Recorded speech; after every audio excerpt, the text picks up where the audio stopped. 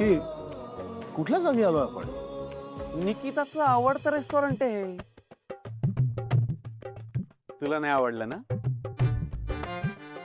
मलाही नाही आवडत. बरोबर आहे. माझ्या आवडत्या गोष्टी काच आवडतील तुला, नाही का? अरे नाही नाही, मला तसं नव्हतं म्हणायचं. मला म्हणायचं होतं की यापेक्षा अजून एखाद्या बऱ्या जागी गेलो असतो, एवढंच. नाही, आता गाठी भेटी होतच राहतील ना तुझ्या आणि प्रियाच्या. मग नेक्स्ट टाइम घेऊन जा तिला कुठेतरी 5 स्टार मध्ये. आणि आता जरा गडबडच झाली म्हणून इथे यावं लागलं असं सांग. आपण खूप जास्त घाई करत असं नाही वाटत का तुला? त्याला घाई नाही, आळस म्हणतात, आळस. आनंद तू बस ना.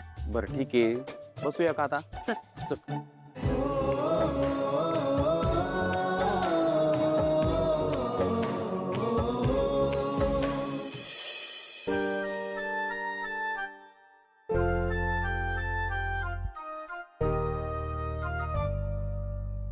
अरे बस बस बस, आता किती मारणारच ते जंतूंना?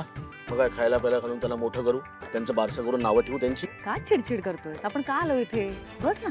तुम्ही असले उद्योग करू नका परत. उद्योग म्हणजे मग असंच राहायचंय का आयुष्यभर संन्यासी होऊन? ऍक्च्युली ना तेच बरे. म्हणजे लग्न संसार हे असल्या मोहजाळात फसत नाहीत ना ते. मस्तपैकी हिमालयात जाऊन राहतात.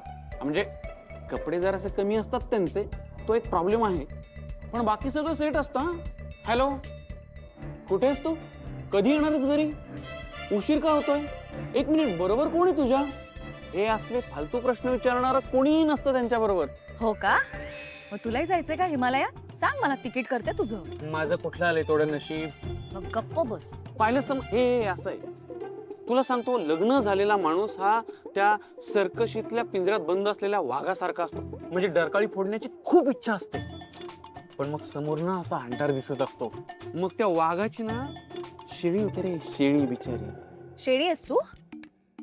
तुला खूप त्रास झाला ना माझ्याशी लग्न करून? मग का केलंस लग्न? मी जबरदस्ती केली होती तुझ्यावर?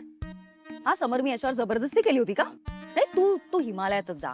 तू तिथेच बरा आहेस. तिथे मस्त राहा जंगलामध्ये, आणि सकाळी उठायचं, तिथे ते अस्वल असेल, त्याला सांगायचं, ए मला आयती कॉफी आणून देतोस का? हा, शांत हो, मी मस्करी करत होतो तुझी.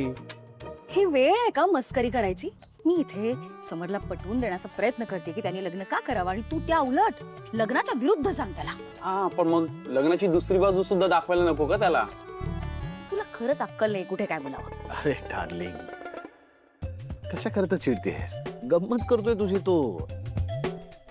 ए, आणि तू गप रे आता, बस झालं. तू ना मला डार्लिंग म्हणूच नकोस. डार्लिंग मला म्हणतोस आणि बाजू मात्र त्याची घेतोस. तुम्ही सारखेच हात दुखा. आहोतच सारखे. काय सारखे होत? हा, मार मार त्याला, डोळा मार, दिसतं मला सगळं. आणि तू तर माझ्याकडे बघूच नकोस.